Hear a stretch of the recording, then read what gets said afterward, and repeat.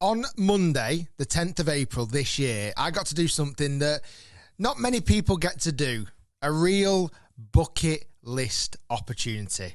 The day after the Masters 2023, I had the honour and the privilege of playing at Augusta National Golf Club, the home of the Masters. The day after Jon Rahm put on the green jacket, I was playing the same golf course to the same pins. And this is my scorecard. In this video, I'm going to give you a rundown of exactly how I played and what I scored. Now, obviously, I completely respected the rules of Augusta National. There was no filming allowed at all. So I did not film the round of golf. Maybe one day. Let's hope. Fingers crossed.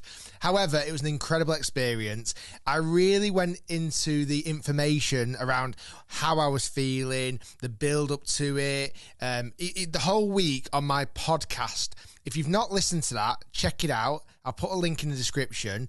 I really go into the detail, the full week, spending every single day at the Masters and also playing it the day after. But in this video, we're going to go shot by shot. Now, one of my fantastic editors has spent a long time working his magic through Google Earth and being able to map out my round of golf. And I'm going to explain it in this video. I want to start things off by talking about the actual golf course and the length of the golf course I played. Now, as I mentioned, I was playing to Sunday pins, the same pins that the players play on the final day of the Masters. And those pins have pretty much been set for many, many years. They're iconic. You've got the really famous ones on like the par 3 12th, the 16th, the 18th pin, where so many champions have held that putt to be crowned Masters champion. The only slight difference, it wasn't off the championship tees. The championship tees plays at 7,545 yards. It's a beast. I kind of wanted to play off those tees, but in hindsight, I was also glad I didn't. I got to play off the members' tees, which was just under 6,400 yards. It's a par 72. Now, you might have seen my Break 75 series, where I go to fantastic golf courses having the goal of trying to break 75. So do I break 75 at Augusta National? Let's find out. I must admit, the goal playing Augusta National was not to break 75. In fact, truth be told, I wasn't even going to keep a score. The only reason why I'd want to keep a score is probably, it's going to be a question that people ask me. And also, I want to relate back to you guys, the audience. So I did keep score. But for me, it was more about the experience. It was more about enjoying it, smiling on every single shot. I understand the privilege of being able to play a golf course like this. And I didn't want to miss a single bit. I wanted to fully immerse myself in the whole experience. However, there is obviously something quite impressive if you do play well around Augusta National. It's a bit of a bragging right for the rest of your life. Anyway, let's kick things off. So first hole was a par 4, playing at 365 yards. I was very, very, very nervous. I really was. There was a few members around the opening tee shot, and I Doug, my caddy, so I had caddy all the way through it, who was fantastic. He's been working there for many years, and his knowledge of the golf course was so valuable in the round of golf. It really was. So many of the putts, which I'll come on to in a bit, I would have massively gauged incorrectly if it wasn't for Doug. So thank you, because he definitely helped reduce the score on this scorecard. First hole, par 4, I took driver. I felt most confident hitting driver, and I'm happy to say I absolutely ripped it. There's a bunker on the right that was about 250 to carry it. I thought, well, I'll hit it on that line. If I draw it, happy days. I absolutely ripped it. It was one of the best opening tee shots of my life. And I think that, for me, really set the tone for the round of golf. Not that the opening tee shot should dictate your round of golf, but for me to hit that great opening tee shot was a real, confidence booster. I managed to stride down the fairway, second shot into the green. I had about 99 yards left into the flag. I hit my 56-degree wedge. Pin was kind of front right. A little bit nervous still at this point, obviously. I've only just started the round of golf, and I'm soaking all the experience in, how perfect the golf course is, how manicured everywhere is, and just enjoying the day. Beautiful sunshine, really nice company who I was playing with. I was playing with a good friend of mine, Seb Carmichael Brown, who has a YouTube channel. Check it out, Seb on Golf. Second shot into the green, I slightly pushed it, missed to the right. Now, miss green to the right. Every lie around the greens is absolutely perfect. Even for me, I'd feel pretty confident chipping off those kind of lies because there was no grain. Almost the ball kind of sat up a little bit. It was really nice. The challenges were the greens. Huge greens, undulating, outrageously fast. And I mean fast. Fastest I've ever played by a country mile. So third shot, I wanted to start off with a par. I took putter out for safety, rolled it up from the fringe, got it onto the green. As soon as it hit the green, it just ran and ran and ran. Left myself about a 10-footer for par. Again, nervous. Doug gave me a great read, and I managed to convert that putt, made par on the first hole. And I must admit, that again was a huge confidence booster for the round of golf. Second hole is a par 5, playing at 515 yards. So dog leg round the corner to the left. Again, took driver, hit it towards the bunker on the right. It skirted past the bunker, ran down into a great position on the fairway. I had 240 yards left into the green. I decided to go with a 4-iron. I absolutely nicked this 4-iron. But it's two big bunkers on the second green. There's one on the right where the pin is tucked behind. There's a big bailout bunker on the left. That's where my ball ended up. Now, this shot, I've seen many golfers over the years play this shot where they hit that bunker shot into the middle of the green and it rolls down and the contours gets the ball funneling to the hole. I didn't do that. I thinned it. I thinned it straight through the green onto the other side. I missed the green. I was very frustrated myself. Again, still quite nervous at this point. For my fourth shot from the side of the green, I took putter again, get it on the green, left myself with about a kind of 15, 20 footer. Didn't do as well as I should have done. Rolled it fast down the hill. This was the first putt that Doug told me that this is going to be fast, and it really was. I trickled it down the hill, left it to about 4 foot, and then knocked it in for a bogey. Disappointing bogey considering I was greenside bunker in 2 on a par 5. Third hole, quite a short hole, playing at 340 yards. I took 2-iron because I didn't want to leave myself a really delicate shot in. If I hit driver, I would have got probably too close to the green. So I hit 2-iron, went left of the bunkers, hit a bit of an overdraw. And then, to be honest, this was probably my worst shot of the day, this next one coming up. I totally fatted it. I was about 130 yards to the flag. I had a pitching wedge in hand. I fatted it about 50 yards in front of me into the fairway bunker. It was embarrassing. It was shocking. I was shocked with myself, to be honest with you. Anyway, I got in the bunker. The sand is absolutely pristine. It really is.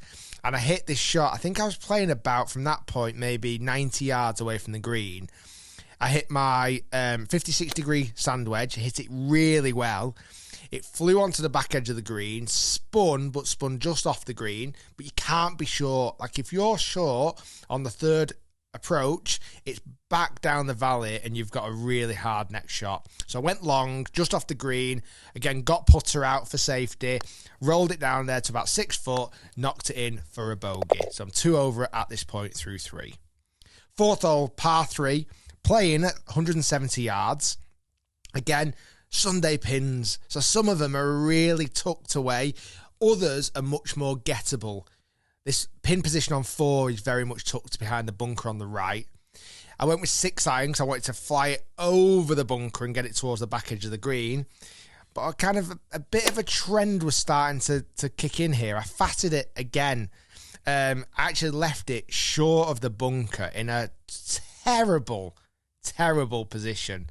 Again, I think nerves were still a little bit kind of jingling around in my body and trying to get accustomed to playing the Augusta National. Like, you're walking around and you're like, this is the place that I've seen on TV all these years, all these times. We've seen great champions win, from obviously Tiger Woods, Justin Johnson, Adam Scott. The greatest of the greatest, Jack Nicklaus, have won there. So it's kind of, you're soaking all that in a little bit as well, and that definitely plays with your emotions. My second shot into this par 3, I had a bunker to navigate. I couldn't get putter out. I had to go lob wedge. I didn't want to leave it short, so I hit it a bit long, past the flag, up onto the back edge of the green.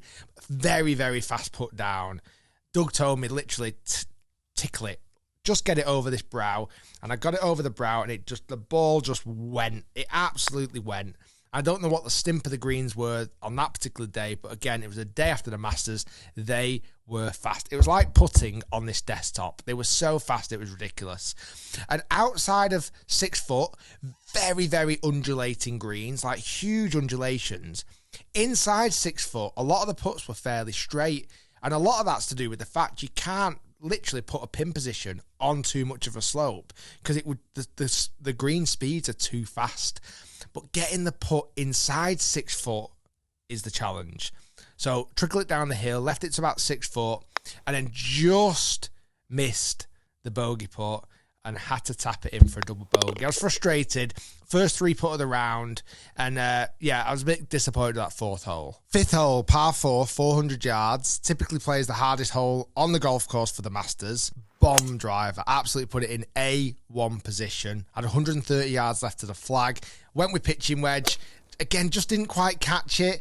Left my ball right on the front of the green, but putting, thankfully. Managed to get a good read off a playing partner who actually holed their putt from the front of the green. So I rolled it up, knocked it about 2 foot, and then tap in par. Again, really happy with the par on the 5th hole because that's a hard hole. 6 holes, the par 3 down the hill. Playing at 165 yards. Pin is tucked right on a little shelf on the back right corner. I was desperate to try and get myself in that back corner. So I hit an A-tire, hit it really flush, like it was perfect. I started on the flag, but it just drew and it hit the slope that sits right in the middle of the green and then just went left. Like the whole contour of the green just moved the ball so far left. Had a really challenging second putt. Hit it as hard as I could because I had to get right up the hill. I was still about 10 foot short of the pin, but luckily on the top shelf. Boxed a really good par putt through 6. So I'm 4 over through 6. Nerves are starting to settle a little bit. I'm starting to feel a little bit more comfortable getting out there and playing golf. 7th hole, again, fantastic hole. Really tight tee shot. Trees are all the way up the right, all the way up the left. My driver was just on form. Smash driver down there. Had about 60 yards left into the green. In fact, probably even less. I think it was about 50 yards left into the green. Pin is just tucked over a little bunker. And again, watching it on TV, I knew that... I don't know who I was pretending to be at this point, but I knew I could pitch it past the flag and almost get the ball to spin back or come down that slope. That was my intention. I slightly fatted it again, held my finish, and because of slightly fat strike, it actually landed right next to the pin for the first legitimate look for birdie. 7th hole, downhill, 4-footer, fast for birdie. So I really took my time reading it. It was a very difficult read because you just couldn't trust how much it was going to break and how fast it would be. Literally tapped it. And I genuinely mean that. Just felt like I'd just nudged the ball and it just shot and it went and it just skimmed past the edge for birdie. And my next shot was about the same distance away as my previous shot. It was so fast. Luckily, not that one in for par. Didn't want a 3-putt from 4 foot because that would have been a nightmare. Par 5, 8th coming up next. 480 yards. Again, quite short. Uphill, big dog leg left. Bit of a ropey tee shot. Pulled it into the trees on the left, so I couldn't go for the green in 2. First shot from the pine straw. Hit this 5-iron, this kind of raking low 5-iron back into the fairway, playing about 90 yards in. Pitched it to the back left flag position, just missed the green, but managed to 2-putt from there for a nice par on number 8. Number 9, a hole I've really all these holes I've obviously always wanted to play, but 9 always seems quite a standout hole for the because of the challenge of it. It's a slight dogleg left, playing at 395 yards. Hit a really good driver to the right-hand side of the fairway, I was just in the rough. The first time really coming out of the trees on 9 that I felt the wind, like the wind was really into the face there on number 9. The pin was on the middle shelf, so I knew I had to go past the flag. Anything short of the flag just comes right down off the green and you've got a horrible little 50-yard pitch from there. So I took 9-iron from about 130 yards, hit it really well and just flighted it lower a little bit. It got right up to the top tier, or just... not quite the top tier, but the top, a tier above the pin, but it didn't quite come down. It sat right on that tier. Had a really tricky putt from here. One of those ones where the pin's over here, but I'm literally trying to put a 90-degree angle to get the ball down to the hole. So literally tapped it down there. The slope took it to about 5 foot. And again, luckily, my short putting was very good that day. And I managed to box that for par on 9. So through 9 holes, I shot 40. 4 over par. And to be honest with you, I was absolutely delighted. I really was. I didn't know what to expect.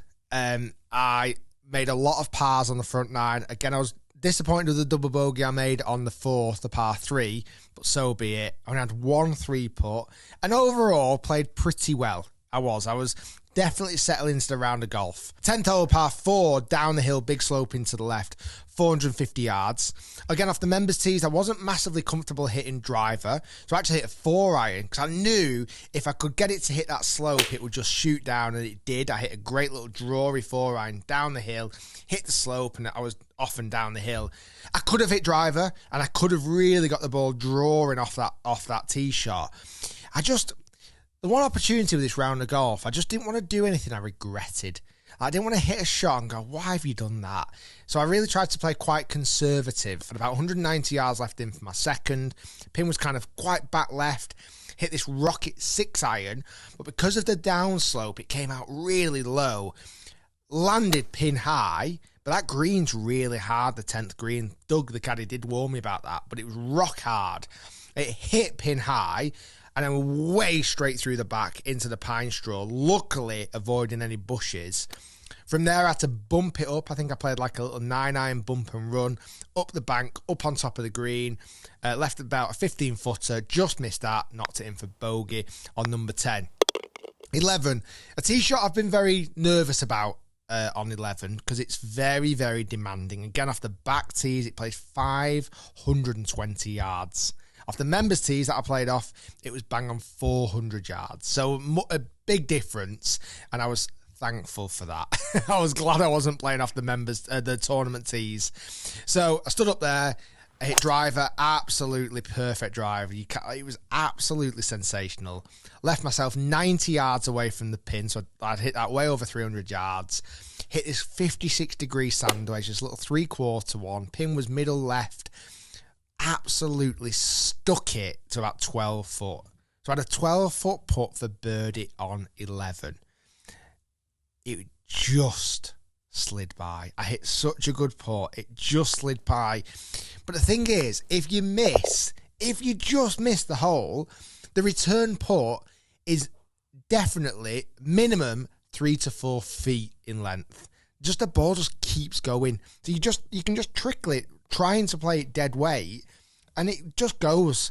So every return putt was challenging. Anyway, luckily for me, I knocked that one in, made par on 11.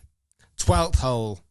Probably, to be honest with you, the hole I was looking forward to playing the most. It's the iconic par 3. Playing at 145 yards on the day, where you've got Rays Creek at the front, you've got the big bunker right in the middle of the green.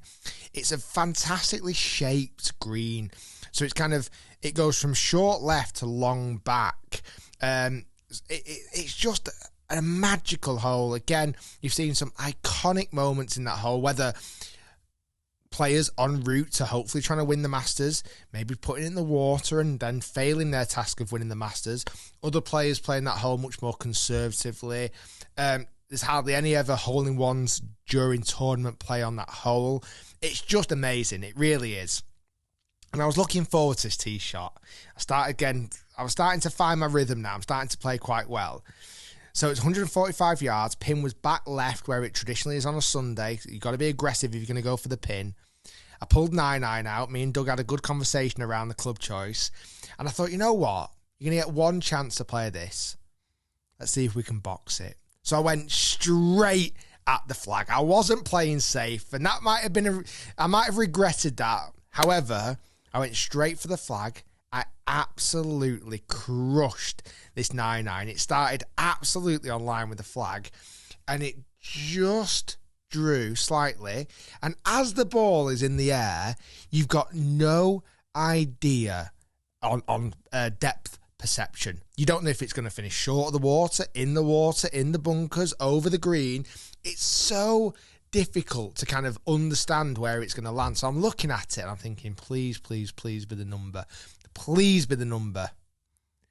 And it was. It was absolutely bang on. Pin high, about 15 foot to the left of the pin. Absolutely fantastic. Honestly, I was so relieved over that shot. I got to walk down the fairway on the 12th hole, the little, I say fairway, the section as you walk down to the raised creek, you go over the beautiful bridge. And again, it's a part of the golf course not many people get to see. It's so, when the tournament's playing, patron spectators aren't around the 12th green. It's a really magical place. It's a lot thinner green from front to back, as I expected. It's a lot thinner. And the creek, the river just before, it's huge, so wide. It's really, you don't really pick that up on TV. And the green is very much sloped from back to front. Anything short of the flag is back in the water. So the landing section you've got on that green is tiny. Luckily for me, I managed to find that little slither of green. And this is where I thought, come on, Rick, let's birdie 12. Let's do this. I've not had a birdie yet during the round of golf. Let's try and birdie 12. It was beautiful putt. I just underread it, but then it ran out to like 6 feet. Thinking, oh no, don't 3-putt the 12th, because I just thought, everyone's going to ask, how did you get on 12? And I thought, I can't 3-putt 12. Luckily, I boxed a great return putt. I managed to get it in, parred the 12th hole. Now, the 13th, again, a hole I've been so looking forward to playing all of my life. This is the hole for me, the iconic one. I thought, if I ever get a chance to play that hole, how I'm going to play it. I'm sure everyone listening and watching have dreamt of how they're going to play these certain holes, and I've done the same. So I've done this 13th tee, and again, it's a lot shorter from the members tee. It's 455 yards, but that huge dogleg around the trees. So Doug, my caddy, gives me driver, and he actually started walking down the fairway because he wanted to obviously spot the ball down there. So I'm stood there with driver, and I just wasn't quite comfortable with it. In hindsight, I wish I'd been so much more aggressive. I could have gone over the trees on the left and just absolutely bombed it. I didn't. I played this very kind of weak, not very committed driver shot, and in the end, it kind of hit the heel of the driver, and it was okay. It wasn't a bad drive, but it faded a little bit. And I ran out of fairway into the pine straws and way up into the bank, really. So I was up in the trees on the 13th, on the right, where many years ago, Phil Mickelson played that magical shot from there en route to winning the Masters. And I was stood there and I'm thinking again, you're going to get one chance at this, Rick. Let's have a go at it. Let's have a go. So there was a bit of a gap. Not a big one, admittedly, but there was a bit of a gap. We tried to hit it. I tried to play 4-iron, low, fadey slice to get it back onto the fairway. It hit a branch that was possibly made out of steel. It hit this branch that had no right in stopping the golf ball like it did, but it bloody did. These pine trees are strong. The ball ricocheted off that branch and almost came back towards me. And actually, my third shot I was playing was further back than my second shot. So I'm like, oh no, Rick, this is my first. This is the hole in it. This is the disaster hole I'm going to have. So in third shot, I'm in not much of a better position. So I go for a very similar shot again because I had no other option. I could have chipped it out, but I didn't want to. I hit a tree full on this time, and this time it kind of bounced a bit more left, almost back onto the fairway. I've had now 3 shots on this par 5. I'm still miles away, probably 240 yards away. I'm having a bit of a nightmare. I'm starting to get a bit hot and flustered. I'm starting to kind of regret some of my choices that I've made. So I hit this 8-iron down into a really nice spot, down again near Rays Creek, just on the left-hand side. Left myself with about a 90-yard pitch into the green. Pitched it pretty well. The ball didn't quite come down to the flag as I maybe expected it to. I was left with a very, very challenging putt from on top of a hill, unbelievably fast. This is for bogey for a 6. Honestly, when I say this, I tapped it and it just went like crazy. I think if I'd have landed the golf ball 1 yard less on my approach shot, the ball would have gathered towards the flag, but you know, it's easy to say it now, isn't it, in hindsight? So it rolled down. It went about 7 foot past. And now I've got a double bogey putt here on the 13th. I missed that as well. And I tapped it in for an 8. I'm gutted. I was absolutely gutted. But, hey, yeah, I've got no...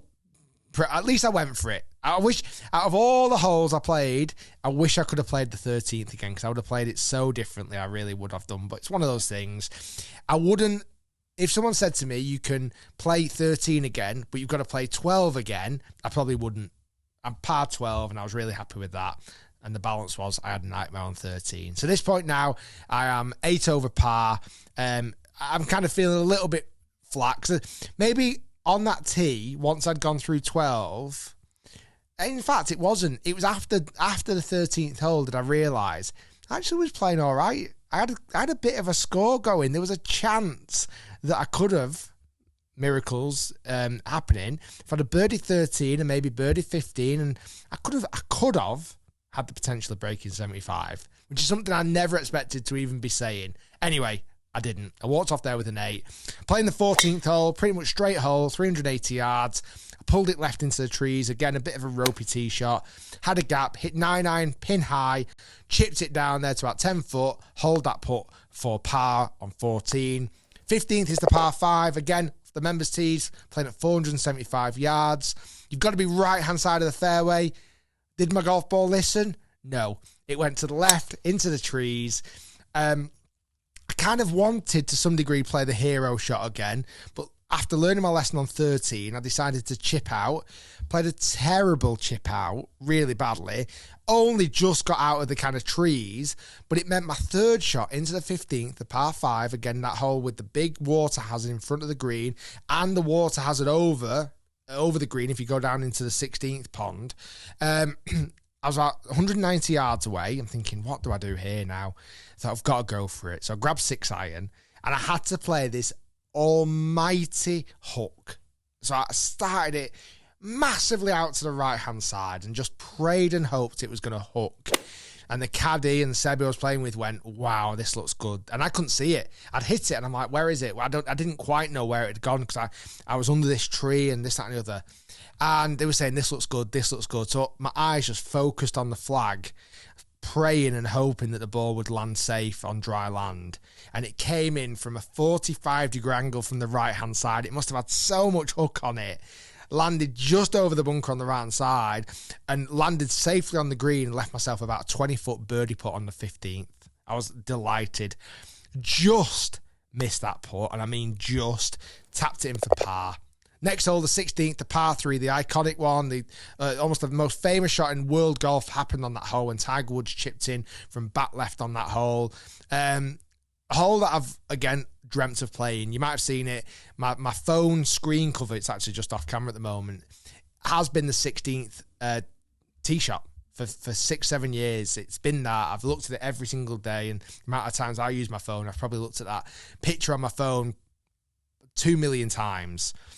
I hit it was playing 145 yards. So I hit 8 iron, again, slightly into breeze, pins back left. I didn't want to go long. Hit this beautiful drawing 8 iron. It hit the slope where I wanted to hit the slope, but maybe just 5 yards short of where the perfect location would be. The ball kind of came down off the bank, finished in a good position on the flat part of the green on the left, but just not far enough to get back to the pin. Had about, a 15-footer or so, rolled it down there, knocked it in for par, just missed out on the birdie, tapped it in for par. I'd have loved to have birdied that hole, but again, I'm happy with a par on 16. 17, par 4, 370 yards, great drive into position A. The caddy told me not to go long with my second shot. What do? I went long. I think the adrenaline was definitely starting to kick in here. I hit 50 degree. It went straight through the back of the green. Massive upslope I had to get over. Again, I didn't want to ruin anything. I didn't want to end up duffing a chip or doing something stupid. So I hit putter up the hill. Just got on the green. I rolled it down from about 10 foot. Right next to the pin. Tapped it in for a 5. At this point, I'm 9 over par playing the last hole. I think if you just said to me at the start of the round, you'd be 9 over par on the 18th hole, I'd have probably taken that, definitely. But ifs, buts, and maybes, eh? What could have been? Anyway, last hole, par 4. Again, off the members' tees, playing at 385 yards. It's this dog leg round the corner to the right. You've seen it so many times, the iconic hole. Off the championship tees, the funnel is very, very, very, very tight, the trees. Off the members' tees, it's a little bit more generous, thankfully. Tried to play this big cut, big driver shot around the corner. It didn't fade. It just went dead straight into the massive bunker that sits there on the end of the fairway on 18. It's massive. So I was about 150 yards away. I thought, you've got to go for this, Rick. But honestly, when I say it, the TV just doesn't give justice to the slopes of the golf course anyway. You've probably heard people say this before. Augusta National is so much slopier and hilly than you could expect to see on TV. The bunker on 18 is so much deeper. Like, I'm 6 foot, and this bunker must have been 7.5 feet tall. It was huge. So I'm in there. I've got a decent lie. Doug said, give it a go. I had 9-iron in my hand. I was going for the green, but also I wanted to get it out. I slightly fatted it. I think that was me just trying to get the ball out of the bunker. It landed on the fairway, probably about 90 yards away from the flag. So not ideal, but an okay third shot into the green. Quite a few people are kind of scattered around the 18th green at this point. You've got the huge leaderboard with John Rahm's name at the top after him just obviously winning the day before. I've got this shot into the green. I'm thinking, come on, Rick, let's finish with a par. Let's finish with an up and down. It's beautiful 56-degree wedge. I really did. And it probably landed about 100 yards, so 10 yards past the flag. But it was loaded full of backspin. And that green is sloping from back to front. It spun like crazy. Apparently, I didn't see it, but apparently it looked in the hole, but never actually obviously dropped in. It had a glance in the hole, but span off the front of the green into this kind of little collection area. I was gutted about that. I was hoping to get up and down. Got putter on that, knocked it to about 4 foot short, just past the pin. So I had a 4-footer on the last, right to left, quite a bit of slope, downhill, a few people watching, leaderboard, sunshine, to complete my round at Augusta National, and thankfully I hold it. You were probably expecting me to say I missed that then, but thankfully I hold it, 4 or 5. So that was 40 going out, 40 front 9, 42 coming back in, 6 over after having that triple bogey on the 13th. God, I do wish I played that hole again. And then bogey in the last 2 holes. But overall, an 82, I would take that definitely for the first time playing Augusta National. With how nervous I felt and how excited, I would definitely take that. Guys, hopefully you enjoyed this run-by-run shot. Who knows? Hopefully one day a video could be filmed there. An official Break 75. And if Tiger's around and he wants to join me as well, I'd be happy to accommodate him. Anyway, guys, thanks for watching. Thanks for listening. Thank you guys for watching the channel. It obviously gives me incredible opportunities like this, so I really do appreciate it. And I will dine out on this story for the rest of my life. If you bump into me and want to talk about it, be prepared to have your ears chewed off, because I'll continue to tell you more stories. Thanks for listening. Thanks for watching. Thanks for subscribing. Thanks to Augusta National for the opportunity. Thanks to Mercedes-Benz for inviting me to the event. And also thanks to my good friend Seb Carmichael Brown. Go and check out his video. Right, it's my round. Peace.